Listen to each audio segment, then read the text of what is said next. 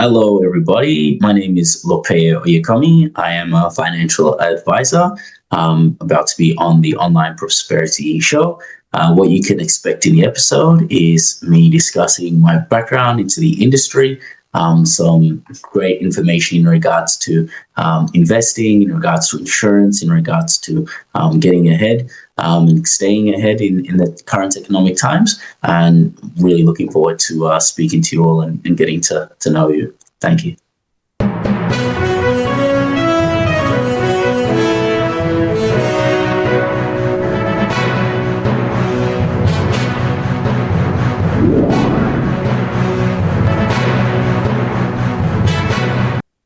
Now, welcome to yet another exciting episode of the Online Prosperity Show, your ultimate destination for exclusive insights into the journeys of remarkable individuals that are shaping our world. I'm your host, Prosper Taruvinga, and today we're going to be diving into the world of financial empowerment with a twist of a global flair. Now, Lopeye, how are you doing, my brother? Doing very well, thank you, Prosper. And how about yourself? Absolutely. It's a little bit funny. I'm having you on Zoom. We could have just done this in person, you know what I mean? Like over a whiskey or something like that. I'll have to probably arrange that for the next time, right? Fantastic. But obviously, Lopeye, we're going to be talking finances here. And as with anything else, there obviously will be a disclaimer that you want to give before we jump into, the show today. Over to you, sir.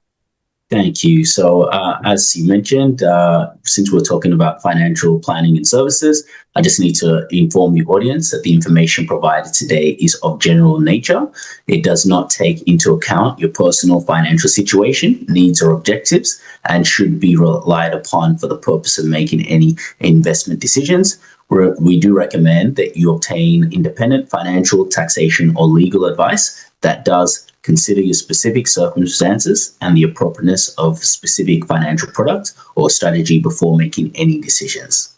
Fantastic. Thank you so much, Lopeye. So I have to take away all the notes that have been given by my legal department. I mean, obviously, you've already done that part for me. And now that we've got all the legalese out of the way, for those that are watching right now, thank you so much for choosing the Online Prosperity Show as your number one destination for insights like this. And today we're talking finance. Now, I want you to imagine navigating maybe the financial landscapes of not one, not two, not three, but four different countries. And that's exactly what Lopeye has done. And he's the principal financial advisor at GTM Finance. And Yes. He's accomplished that. You're going to be hearing his journey as we go along. So from his early days in the financial sector to now founding his firm in 2018, Lopeye's journey is just a testament to resilience, adaptability, and a passion for helping others achieve their financial clarity. Now, he's a personal friend and confidant. So obviously, whatever we're going to be talking about here might sound like a bit of bromance, but I want you to take from this what you may, and then make your decision, which is based on your own personal situation. But obviously, before we jump into the serious stuff, Lopeye, I knew you were going to start something new, and you tried your hand in pickleball. Since I'm somebody who just likes copying stuff, did I get the equipment right before we get started? Nearly. I mean, you could give it a shot with it. It'll still work. That's paddle. All right. So that just tells me something, not to copy things that you see on the internet and to actually follow advice from experts. So I went on and I invested in something that is not the right equipment. And can you imagine if that is your financial, resolve now? Okay, so with that being said, like we said, we're going to be exploring Lopeye's international experiences and how they've shaped his approach to financial advising, the inception and growth of GTM Finance, the strategies that he uses. I mean, obviously, as a financial planner to help others achieve financial freedom and so much more. So whether you're sipping your morning coffee or just winding down for the day or walking your dog, no judgment there. I want you to stay tuned because this conversation really promises to be both enlightening and entertaining. Now, Lopeye, I could go on and talk about things I'm not even qualified to talk about. And it also defeats the purpose of having you on the show. So you've lived in 4 different countries. First of all, let us know what these countries are and how has all this diversity sort of influenced your perspective and finances to start off with? Yeah, absolutely. Good job on remembering the different places I've lived in. So I was born in Leeds in UK, or in England. England's part of the UK. Wasn't there for long. My parents were finishing their studies. From there, after a year of living there, we relocated back to my heritage, which is Yoruba tribe from Nigeria. So we were living in northern Nigeria in Jos for a few years while my parents were working in their various sectors.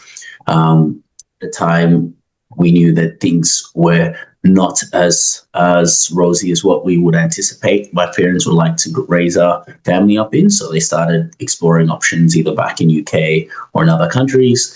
So one of my dad's colleagues said that he had come across to Australia and found it a great place, family-friendly place to raise a family. And he came here and checked it out, I think, back in the early 90s. And then after he came and saw it was a great place, he then applied for the right paperwork to bring the rest of the family over here for us to migrate here. So lived here for a while, did my primary school in Melbourne. I then went to relocate to the United States to do my high school and bachelor's degree in a place called Michigan. So I went to the University of Michigan for my Ann Arbor for my bachelor's degree, where I studied brain behavior cognitive sciences, which was on the science route, going the medical route at the time. And then I decided I wanted to actually, my passions laid in finance and investing. So between 2009, 2010, we're going through the global financial crisis. So I started researching, looking into investments to see how I can keep my purchasing power up without having inflation erode away on my savings. And that's when I went down the rabbit hole of investing and financial planning, which led me back to Melbourne to study my get my Master of Finance degree and various other degrees there. But I guess to answer your question, how all of these places have shaped me is each of these different countries have different cultures and different personalities. So I think it's really been able to let me assimilate and to understand from the perspective of other cultures what things they're thinking about before they say it, because I know those circumstances, let's say from a Nigerian, someone from US or whatnot, because I've lived in those areas, and can just gives me a wider view and lens when I'm explaining things or when I'm trying to put myself in the shoes to have empathy in regards to some of the different problems that we all come across in our day-to-day. Absolutely. And thank you so much for taking us on that journey. It's a good thing we're on Zoom. Otherwise, would have needed to fly to all these places and visas would have been asked for. So let's maybe start off with the question that people would have. Why would your family have been moving as much? What sort of jobs maybe were your parents or your dad doing that warranted that he could move like he did? Yeah, sure. So he was finishing his PhD in metallurgical engineering. So it's a segment of material sciences. So they actually, I think it's either 7 or 9 different temperatures that they use in the different materials and things that they work with, because I only know Celsius and Fahrenheit, but there's quite a few other ones that they use as well. So since Australia's manufacturing industry kind of started decreasing in the 90s, he saw opportunities in the United States. So Detroit up to 2000 was the automotive capital of the world. And hence, with those opportunities there, I was working for American Axle Manufacturing. I wanted to do my university studies in the US, hence why I said, yep, I'm going to go join Dad over there in the States. So, his engineering PhD was able to get us pretty much the papers or the visas and permanent residencies of, the choices of where we wanted to go. That education was highly, sought after and understood or sought after in a lot of places. Absolutely. And thank you so much for that. Now, with such a background, I mean, having a dad who's a PhD and, who's obviously a high flyer, like, you have stated, was there any expectation on you as the son to actually do well or progress in life? Because, looking at what he has achieved himself, and he would have had high expectations on your part. Absolutely, and it's quite common with the Nigerian culture is that if you're not an engineer, a doctor, or a lawyer, then you're not doing what your parents are hoping you to aspire to. Initially, math I'm solid with because I did a master in finance and there's considerable amount of math with that. But when you get to the levels of the multivariable calculus and the buoyancy and thrust and all these extra different dimensions you need to use mathematics for, it's you have to really, really have passion in that. My passion is more in the investing side of things. So I'm pretty sure my parents are fairly confident or happy that me and my siblings are doing what we enjoy doing, and obviously we're fortunate enough to support our family in the areas we had chosen. I think Dad, not as much Mom, was hoping that I would follow the route to study medicine. His dad, my grandfather, wanted him to do it, but he didn't like reading as much. And the things that I like in banking and finance is also there in medicine, but the fact that I'm able to, shape my business the way I'd like to more without some of the same constraints that there is in medicine. Not saying that I don't have utmost respect for the doctors and the specialists out there. It's just I think banking and finance fits my personality and my style more. Hence why I diverted this way and did continue down the path of medicine. I did do my bachelor's in brain behavior cognitive sciences, which is biopsychology. So I did do the pre-medical requirements, but now finance kept on pulling me to that side. Absolutely. And obviously growing up, like you said, born in Leeds, relocated to Nigeria, and then obviously had a stint in Melbourne and America. You would have had maybe aspirations as a kid. What did you want to be when you grew up? Do I even remember what I want to be when I grow up? To be honest, that's a good question I haven't thought of in a long time. No, actually, probably it was a doctor at age in year 9 when I was 14. But before then, I think it was just like the usual one, police or firefighter. I think it was firefighter for before then, if I recall. But I think I only knew what I didn't want to do. That's it. I said I don't want to just be sitting in a cubicle for morning till night, which I kind of sitting at a computer most of the day. But I like what I'm doing, so it's kind of okay with that. So that's why, hence, like firefighter or something would have been something that fits my interest, because you're going around doing different things, saving people, things around that nature. So I only remember what I didn't want to do. I don't specifically remember occupations like, yes, I wasn't one of the persons that when I grow up, I want to be this. Absolutely. Yeah. See, you would know my little girl, Alania. Halloween last year, she dressed up as a witch, and apparently that's now the career resolved. So I'm really hoping I'm not going to have to sit down in some office somewhere, trying to get them to tell her, no, that's not a career choice. So one of those things. So, I mean, obviously now you've got all this worldly knowledge, and these are very different and diverse markets that you would have lived in, just Nigeria is one of the biggest populations in Africa.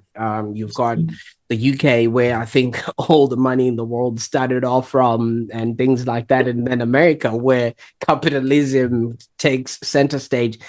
Why Australia?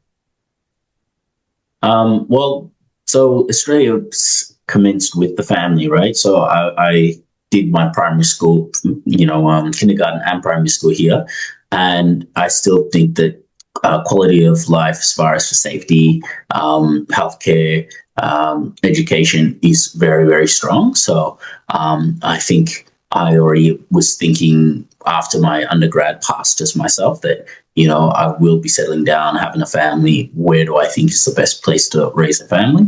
And Australia is obviously one of those top places. We always see it. Melbourne, up to the last few years, wins the most livable city in the world many years in a row. My siblings are here, my mother's here. So when you add great place, family, you have to have some quite extraordinary features or factors for me to consider moving somewhere else to have my career and raise my family. Absolutely. You see, the thing about Australia is all the places that I've mentioned, there's like either old money, or in America, if you really want to start something of significance, you either have to be Elon Musk or Bill Gates levels, or, to make a significant dent, you know what I mean? But whereas in Australia, there's this whole fair goal where everybody else, no matter where you start off from or no matter who you are, you literally can be to and have a happier existence. And I think this is a very good place to really start off why it's important for people to really start harnessing their journey towards financial independence. Because in this area, if you in Australia, if you really apply yourself and get the right advice, you will be able to actually come out lucky on the other side. Now, GTM, when I first saw this business, I thought GTM stands for get the money. Not quite. But interesting spin. Maybe it can be what it means to you, which is totally fine with that. But GTM Finance stands for growth, timing, and management. Absolutely. So, and that incorporates the ethos of what I'm doing. I'm helping my clients grow their knowledge, grow their wealth, grow their understanding. Timing is very important, because with all investments, you have the risk profile, and the higher the risk, the higher the reward, the lower the risk, the lower the reward, and the time frame for each of those also vary. So knowing the timing of whatever we're doing, timing is very important to execute things correctly. So timing is included, and then management, all that needs to be managed. So that's what the GTM Finance stands for. Absolutely. I mean, obviously, that's the way and the ethos that you sort of provide your clients. But does that signify anything to you personally? Yeah, that's what it signifies to me as well, right? That I'm able to help people on their journeys through helping them grow, through managing, and through the timing of it all. So just essentially be a service upon to others. Yeah.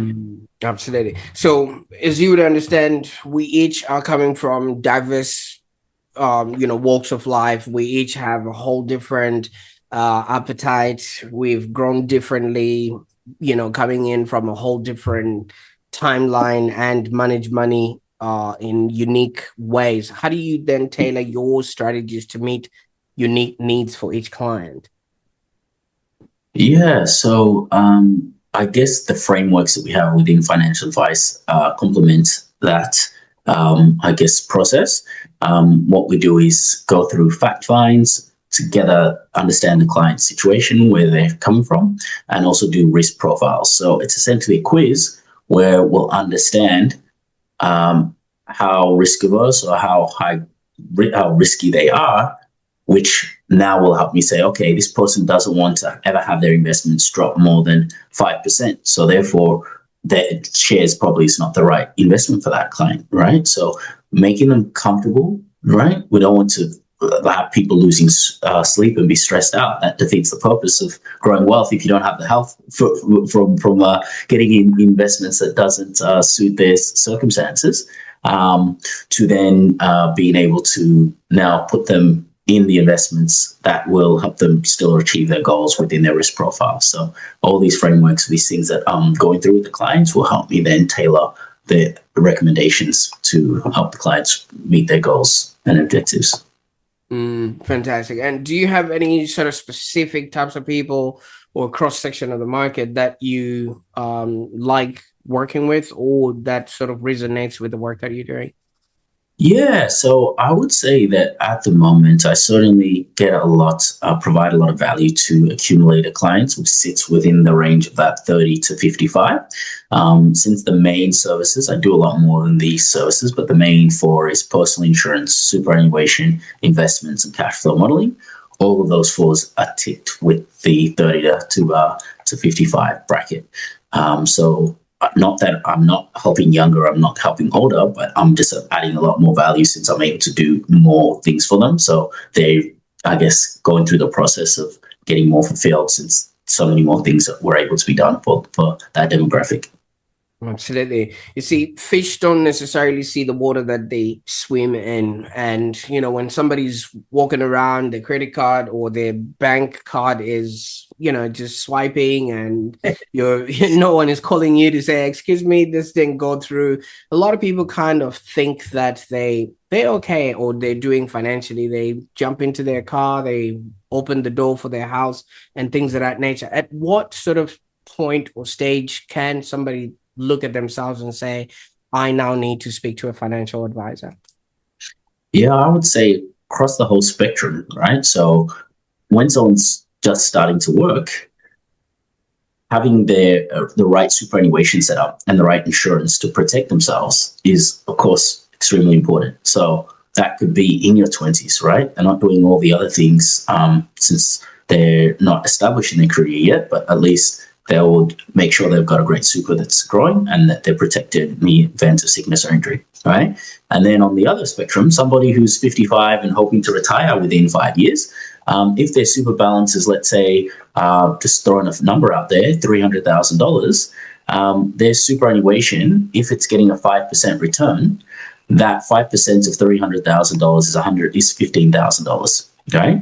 Whereas a 25-year-old who's earning $100,000 salary with the 12% super guarantee from their employer, that means they're getting $12,000 going into their super if it started at zero. So that 55-year-old who's, let's say they've already stopped working, even without contributing anything, still has had more going in their super that year than the person who's earning 100K with a 12% contribution. So therefore, that 55-year-old is very important. And now there's all these different specific strategies in regards to transitioning to retirement and getting into pension and looking at the different pensions and annuities and all these other things we have in financial advice that they would also benefit from. So I guess there's not a specific age, but it can start as soon as that, and it can go all the way up to transitioning into retirement and even in retirement. So literally across the spectrum. You see, the age group that you're working with are sponges. They're learning, and they're also, nervous about getting into looking after themselves and things of that nature. There are people around them. There's that Auntie Sally who sits at the corner at a barbecue who's, who's been through the GFC, the COVID and everything else, and has been telling and warning people against doing anything with their finances until everything is sort of stable. What sort of words do you have to, people like that are just being bombarded by information which is being thrown at them? And Auntie Sally could be the radio or the TV.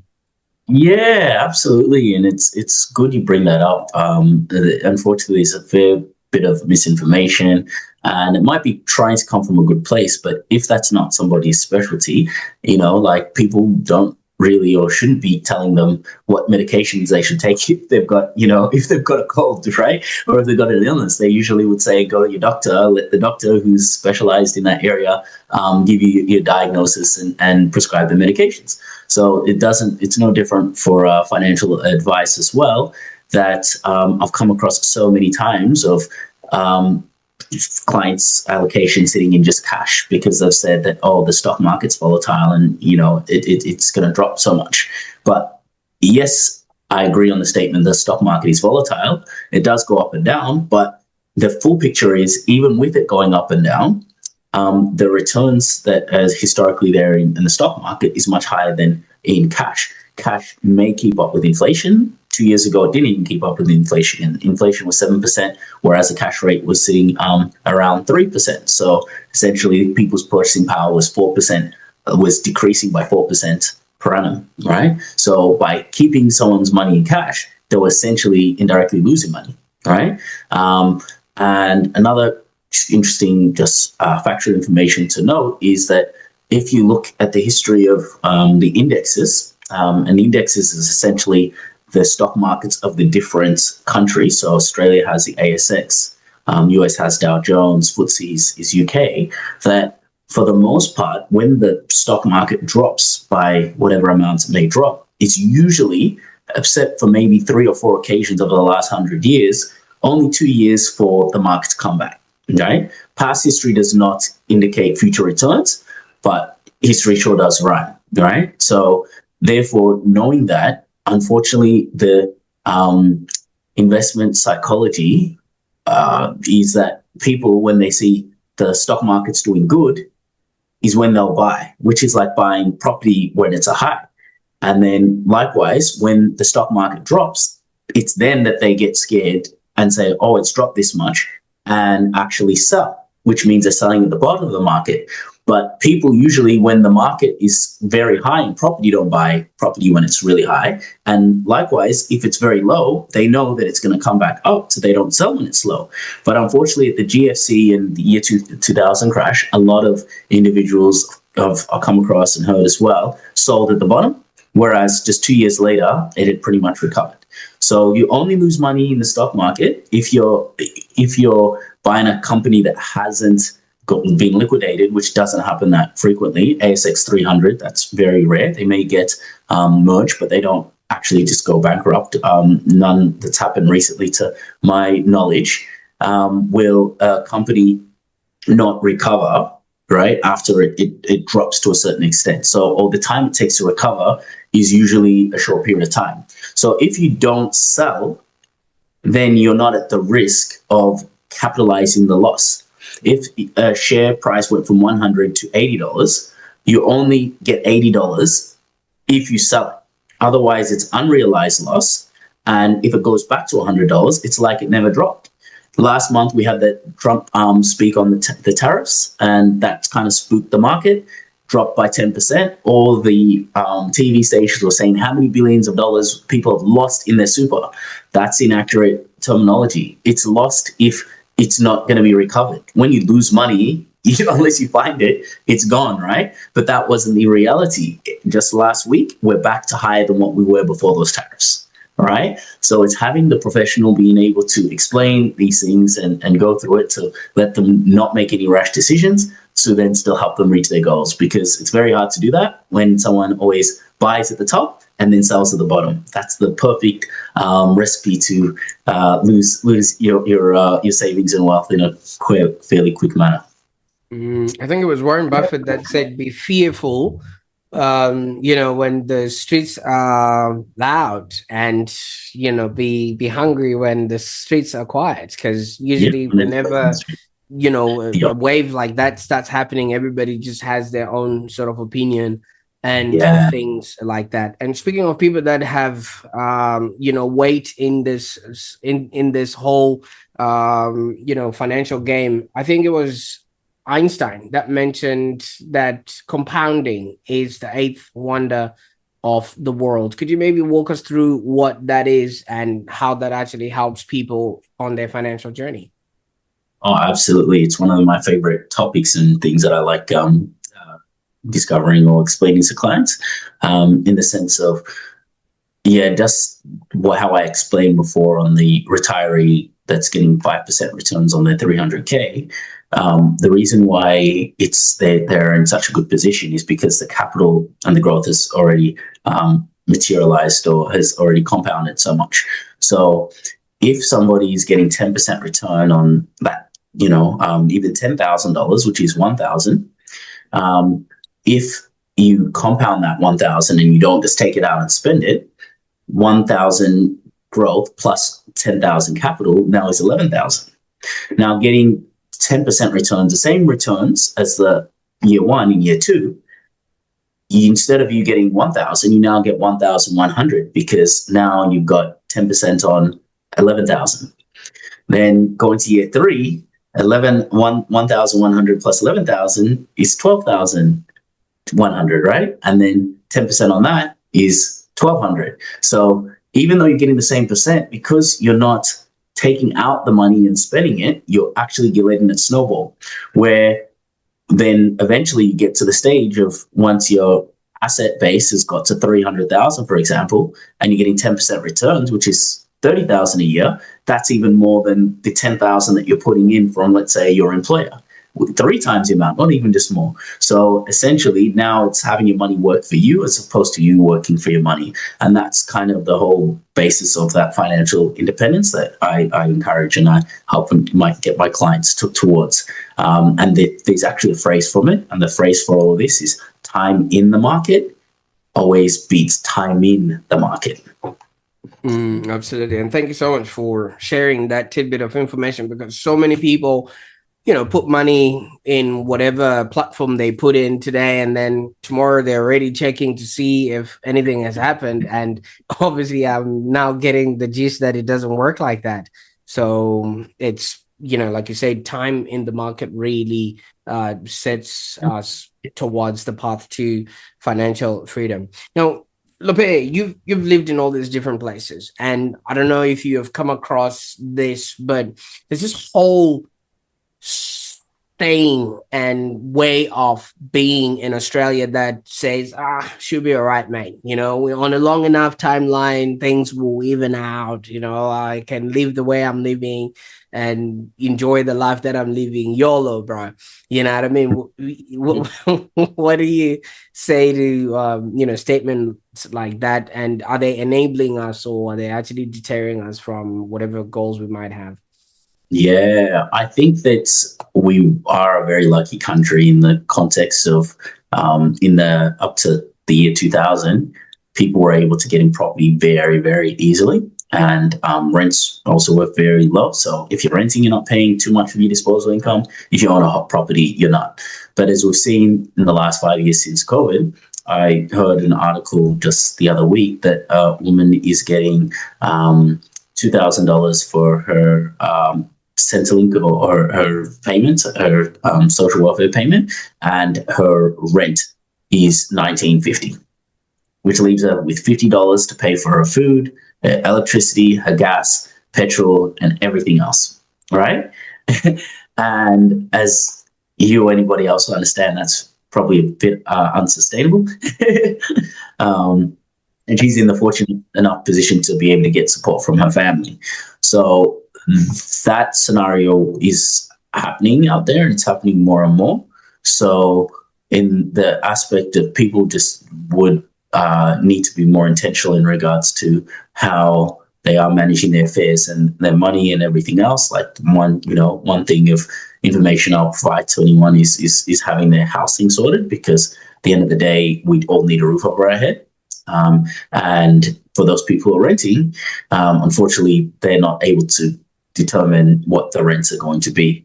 So a lot of people who are happy renting now, because renting may be half the amount they're paying for a mortgage, but rents will only go one way, which is up, and your mortgage only goes the other way, which is down. So there is going to be a point in time, wherever that is may be, that person renting may be paying more. And if at that point in time they're no longer able to have the resources to buy a place, that puts them in a very precarious situation and position. So I really implore people to think, lots of people only think about the next month, maybe the next couple of months. And really, they think of the next year, but people should try as much to think as far ahead as they can. We know China, they think 100 years ahead. A lot of companies have 100-year plans ahead.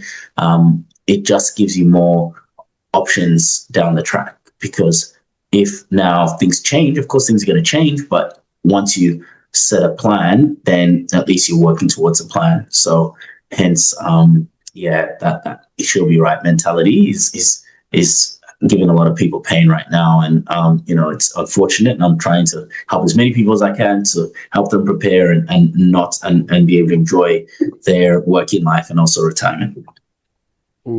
Yeah.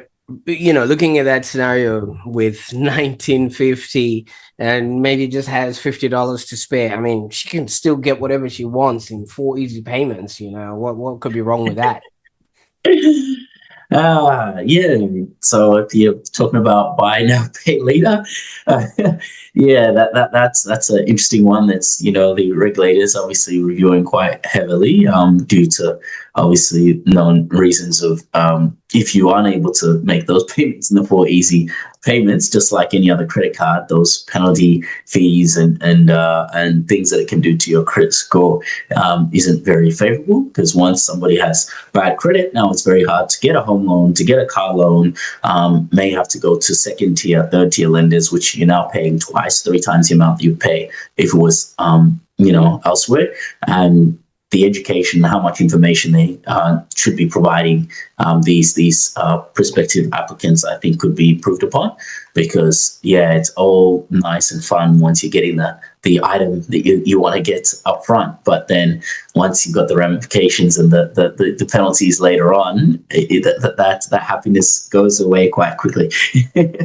Absolutely. Now, obviously, all of this is it really constitutes financial education, and this is not being given easily, especially when it comes to the education that we have currently. And it's something that people literally have to apply themselves. Either they have parents that have gone out of their way to learn this in order to instill money habits on their kids and things of that nature, and the rest of everybody else is just really waking up to the scenario that we just painted there, moving forward. But you're on a mission to sort of eliminate that. I've noticed you've got events going, and one of them is taking the right steps towards financial freedom that you held once. Just maybe walk us through what it is that you are taking people through and what people can expect in your next education installments.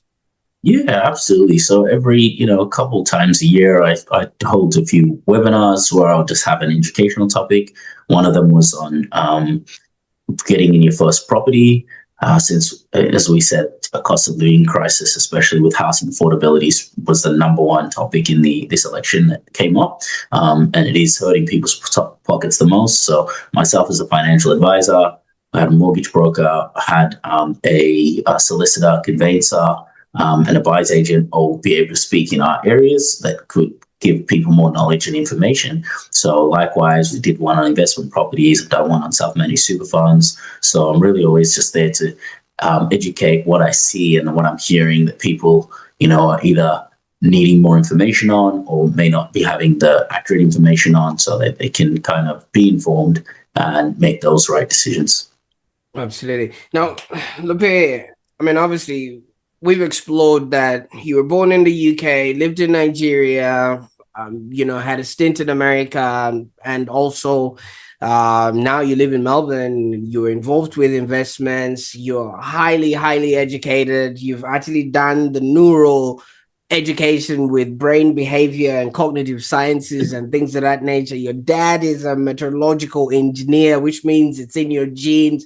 How am I, just some bloke from, Malambimbi that just, want to just survive in life, able to actually get my head around all this financial stuff? Does this actually work on real humans, or is it just left for you guys that have obviously been there and have got all the, trappings of a successful individual? Yeah, good question. So I always try to relate it to either medicine and like accounting. Actually, accounting is more applicable in the context of most of the things an accountant's doing for you, as far as preparing your returns, finding the deductions. The information's there, but without you being able to spend the time and effort to learn how to use it correctly, have the software, be going to do the continual education and development. It's one of those things that people can make the option to try and learn it themselves, but for the time that they're trying to learn it themselves, that means it's taking that time away from whatever they usually do and what they're actually specialists in. So I usually find most of my clients who don't have an accountant, they don't know all the tax law and may not be getting all the deductions. Once they get all the deductions that are available to them after an accountant, public accountant has seen their situation, then their tax returns is now usually more favorable paying for an accountant than if they did it themselves, right? And likewise, similar to that, the financial advice I provide, I usually, for the most part, of course, every situation is different, finding ways, most clients, where I'm going to save them more money than the fees that they're going to pay for the advice. So it then kind of, I would say, is very favorable on their sense of, usually most people say, if I'm going to give you $100 and I'll get $1,000 back, most people say, how many times can I give you that $100, right?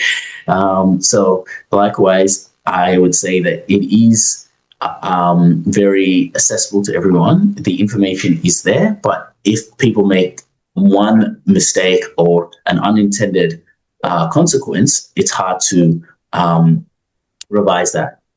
Perfect example is if somebody's trying to find a new super fund and do a rollover, they may not know that if they've had a medical condition and now they try and get the new insurance through the new super, they've now they may have cancelled the previous insurance they've had in the other one. And then when they try to claim on the new insurance they have with the new super, they may decline it because they have a pre-existing condition, which is not usually covered.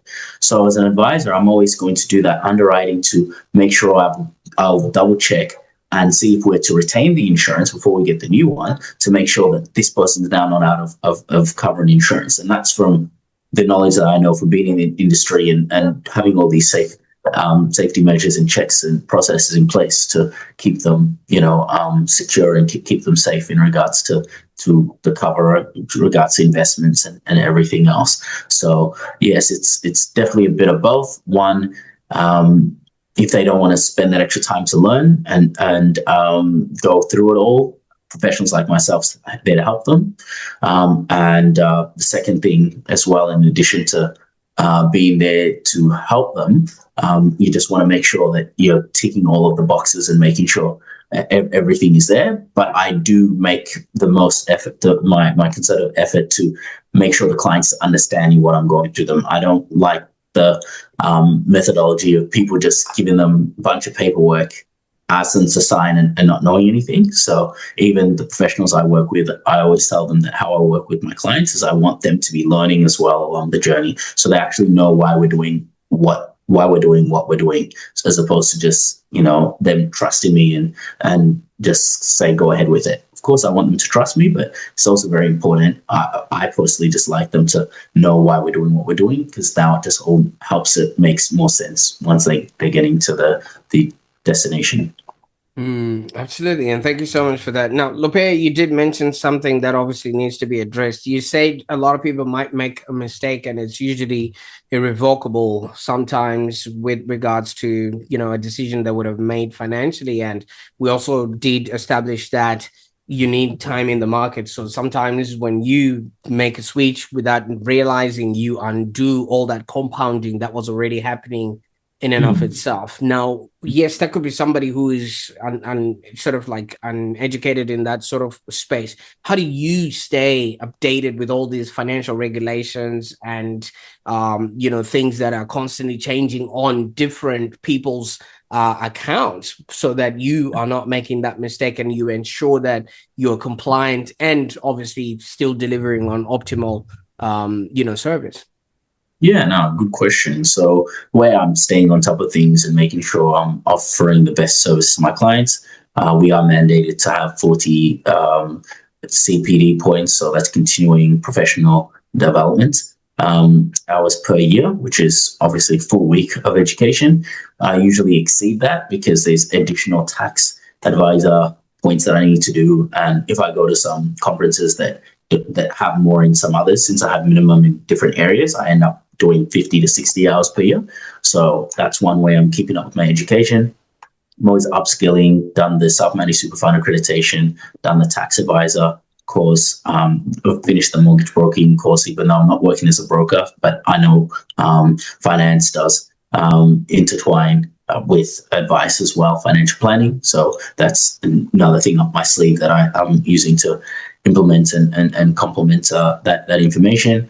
And then all of these conferences I'm going to, or fund managers I'm speaking with, there's a rigorous process, even with my insurance, that for my public liability to ensure, public indemnity insurance to ensure the investments and the advice I'm giving, it has to have such a certain rating on some of the rating houses. So I have reviews from these different rating houses in addition to my independent research to make sure that these are reputable businesses and companies that I'm investing on behalf of my clients. So once that's screened and I make sure that these are appropriate investments, I'm now really deep diving into the fund managers, into these companies to make sure that the risk lines up with the rewards, and that it's also reaching my clients' objectives. So just ongoing, always continuing to go to events, to read the reports that comes out monthly, the monthly reports from them, and keeping up to date with that is making sure that everything is aligned and always being, refreshed to what's best situation for my clients on an ongoing basis. Just on a personal note, Lopeye, how big is the refrigerator that you keep the arm and the legs that you take from people that you charge for all the services that you are purporting? It must cost a lot. No, actually, it isn't. To tell the truth,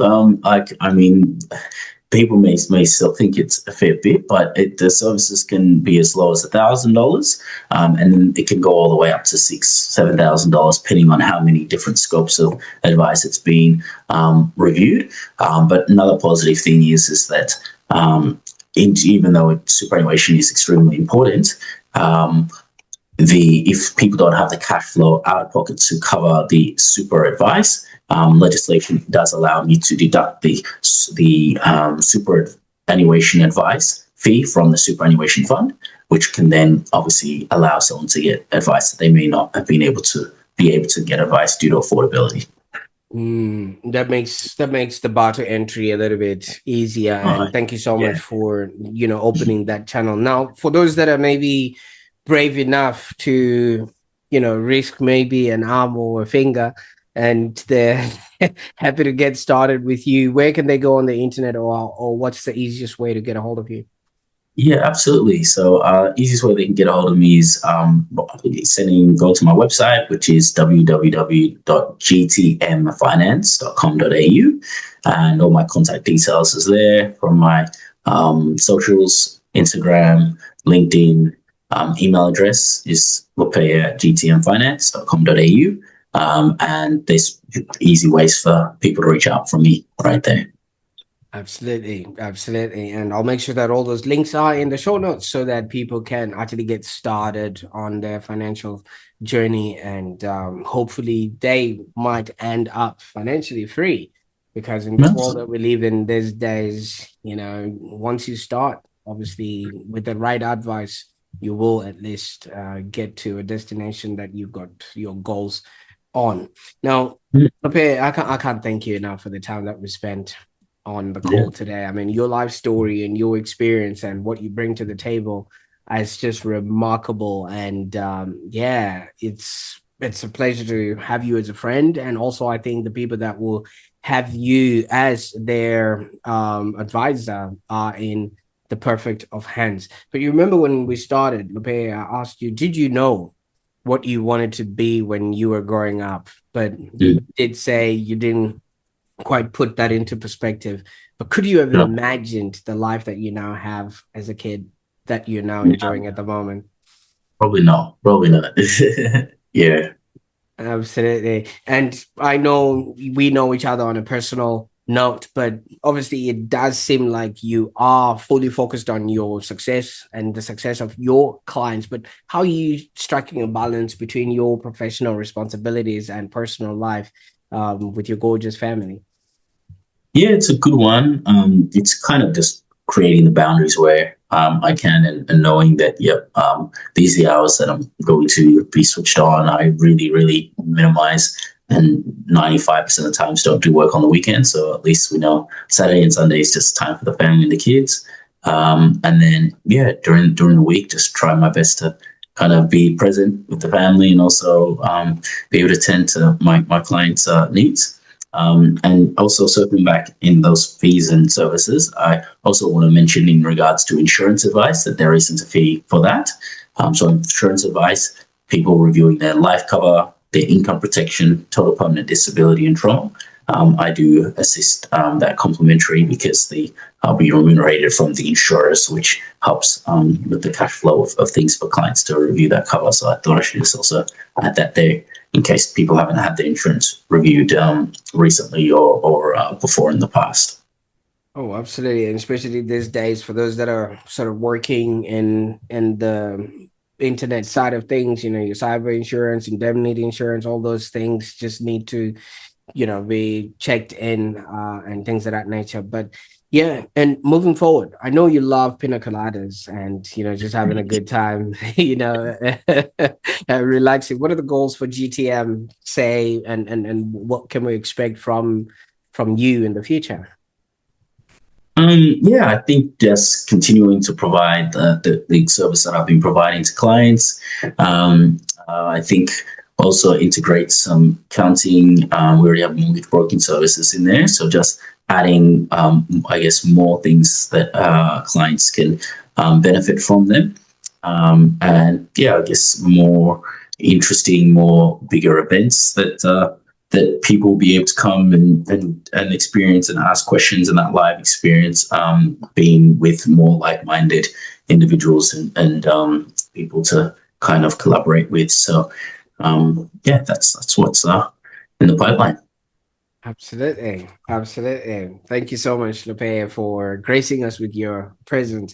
And for those that are watching right now, if Lopeye's journey and insights have resonated with you, consider taking your first step towards your financial freedom. You encouraged to visit gtmfinance.com.au. I will put those links in the show notes below, and then you can learn a little bit more about how GTM Finance can guide you on your financial journey. We've heard that it's not about timing the market, it's about your time in Mhm. the market. So I really, really applaud you for taking the time to come with us this far in order for you to learn a little bit more about how you can enhance your journey towards financial freedom. And if you found value in this conversation, I encourage you to share this podcast with someone who might benefit from Lope's insights. So it could be a loved one who you've heard recently saying that it's frustrating them that the insurance is maybe not what they want, or it's not adequate enough, or it's frustrating them that they seem to be working but they don't seem to be getting ahead. That statement, getting ahead, whenever you hear that, just send them towards Lopeye, and obviously they could get that advice that they might so need. As you have heard, some of the advices might come, free of charge, based on the nature of the arrangements that Lopeye has managed to create behind the scenes. And if somebody has shared with you this episode, don't forget to subscribe so you don't miss out on life-changing advice like this, which will enrich your life with ideas that will help you have a happier existence. Until next time, stay prosperous and keep striving for your own version of financial freedom. Bye for now.